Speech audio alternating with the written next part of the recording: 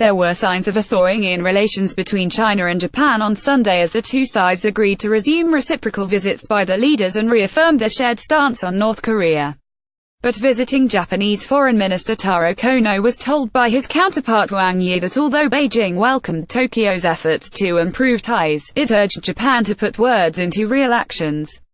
Kono also met Chinese Premier Li Keqiang and State Councillor Yang Jiechi during his trip to Beijing, the first by a Japanese foreign minister for nearly 2 years. China and Japan were improving their bilateral ties, Li told Kono, describing relations between the two countries as barely warm and still cool. The two sides also agreed to hold a postponed trilateral summit with South Korea as soon as possible, the official Xinhua news agency reported. Japan's top envoy Taro Kono lands in Beijing aiming to improve strained ties. Earlier in the day in his talks with Kono, Wang urged joint efforts with Japan to get bilateral ties back on track. Your visit to China at the beginning of the year shows the Japanese government's strong willingness to improve bilateral ties, Wang said. He also urged Tokyo not to slack off or fall back, and to work together with China to meet each other halfway. Wang said many disturbances and obstacles remain for relations between the two countries and that they were now like a boat going against a current. If there is no progress, then things go backwards. Kono told Wang that China and Japan have a major responsibility in safeguarding the stability and prosperity of Asia and the world at large, and expressed hopes for improved ties. Kono's visit came after Japanese Prime Minister Shinzo Abe stressed Japan's willingness to promote the relationship with China in a policy speech on Monday.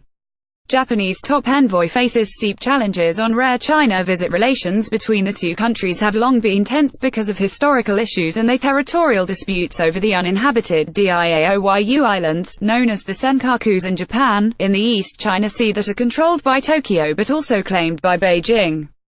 Agreements reached during Kono's trip included resuming reciprocal visits, holding the trilateral summit with South Korea, continuing to work together to denuclearize the Korean peninsula, and implementing a maritime and air communication mechanism in the East China Sea. According to a statement from China's foreign ministry, both sides welcomed an agreement in principle to bring in the mechanism and hoped the military hotline, aimed at preventing unintended clashes in and over the East China Sea, could be put into use as soon as possible. Although Kono's visit was a significant step in mending frayed ties between the two sides, it is just a start, according to observers. Zhou Yongsheng, a Japanese affairs expert at China Foreign Affairs University, said Kono's trip had mostly fulfilled Japan's agenda and served to move bilateral relations in a positive direction.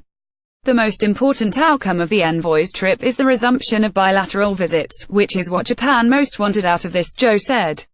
But he added that any improvement in ties with Japan would not deter China from continuing its military activities in the East China Sea.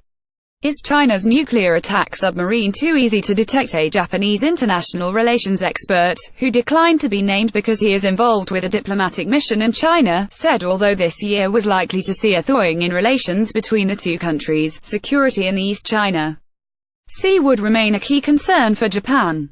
Japan is deeply concerned when there are incidents like a Chinese nuclear submarine visiting the disputed Senkaku Islands and nearby waters, and the two countries will need more dialogue and consultation if they are to resolve this matter, he said. A Chinese nuclear attack submarine equipped with ship-to-ship missiles and torpedoes was detected by the Japanese Navy while submerged near the contested islands on January 11. Additional reporting by Reuters and Associated Press.